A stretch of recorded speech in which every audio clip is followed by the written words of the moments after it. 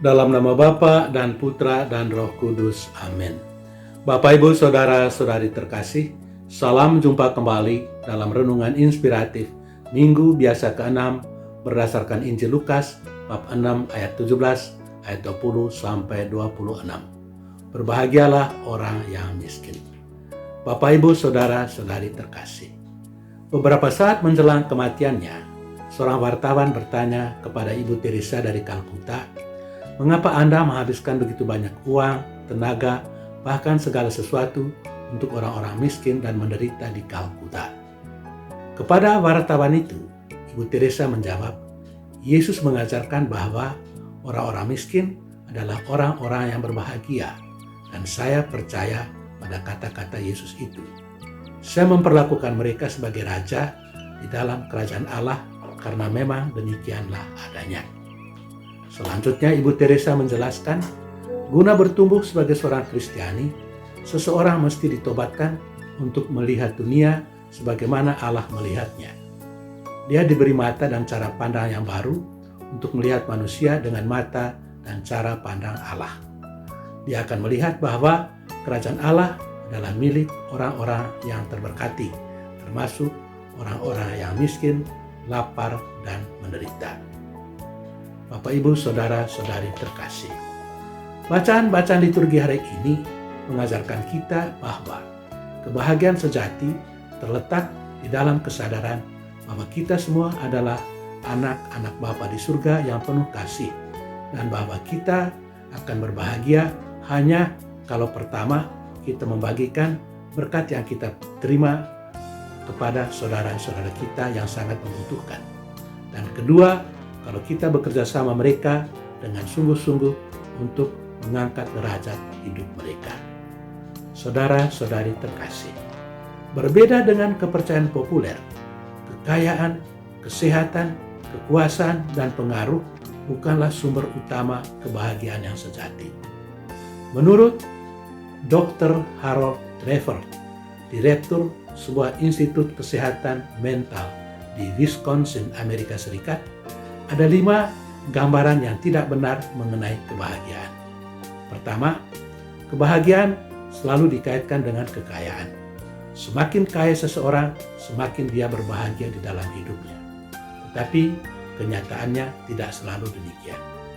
Kedua, kebahagiaan selalu dikaitkan dengan pencapaian atau prestasi di dalam hidup. Semakin banyak pencapaian atau prestasi di dalam hidup, maka semakin dia berbahagia.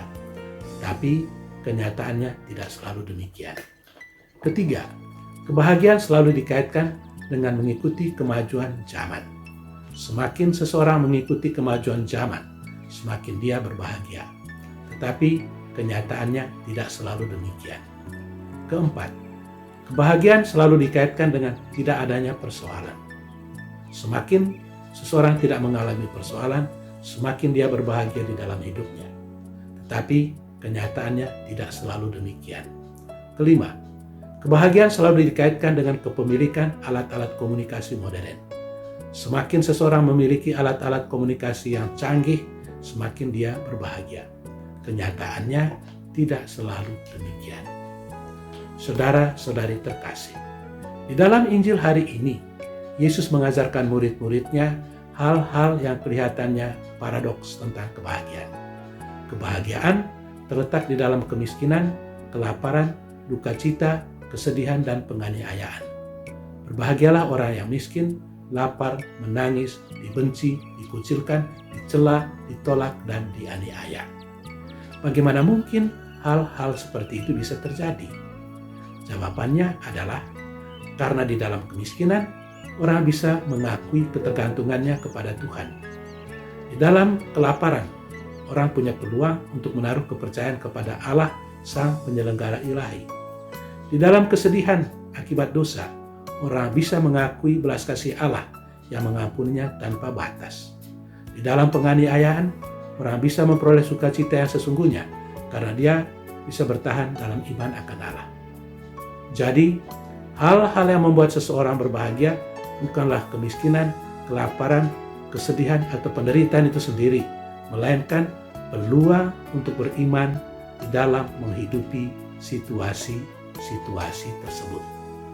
Saudara-saudari terkasih, ada 2 pesan yang dapat kita ambil dari Injil hari ini. Pertama, kita ditantang untuk membuat orang-orang yang disebutkan oleh Yesus di dalam Injil supaya sungguh-sungguh mengalami kebahagiaan secara nyata, bukan saja di dalam kehidupan yang akan datang, tapi juga pada saat ini dan di dunia ini. Hal itu dapat kita lakukan dengan meringankan beban orang-orang lain, teristimewa mereka yang menderita, miskin, dan kehilangan harapan, melalui perbuatan-perbuatan baik yang kita tunjukkan bagi mereka.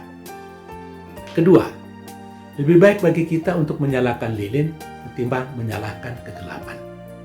Benar bahwa banyak kesengsaraan, penderitaan, dan kemelaratan di dunia ini disebabkan oleh struktur ekonomi makro yang tidak menguntungkan rakyat kecil.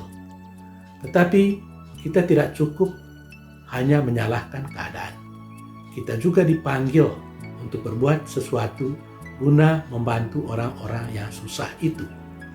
Allah menghendaki supaya kita hidup sebagai saudara dan saudari yang tenggang rasa dan memperhatikan satu sama lain. Tuhan memberkati kita. Amin. Dalam nama Bapa dan Putra dan Roh Kudus. Amin.